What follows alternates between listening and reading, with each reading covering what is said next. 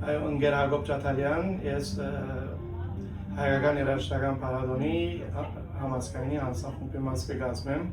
այս երկրորդ տարին է, որ իրենց հետ օգտակար գնամ այս աշխատանքին, կրնամ ասել, որ աներևակայելի զգացումներով եւ ապրումներով դուրս կգանք, որ այս աշխատանքին, անցյալ տարվա վարյանները նույնիսկ կհիշեմ, շատ հետաքրքրական է, շատ խնդավառ մթնոլորտ է, հայկական երաժշտությունը այդքան մոդեն մանավանդ դասական կետնի վրա երբեք ծանոթ չէի, ասենք գիտեի Կոմիտասը,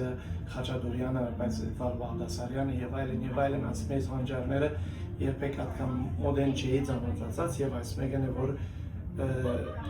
ես ծանոթացա եւ անշուշտ մեր երեխեքը որ կմասնակցին, որ անուն կալած հայկական շունչը գարնեն, որ ուղղակի մեր արվեստագետներն, որ եկած են Հայաստանեն եւ մեզի կբերեն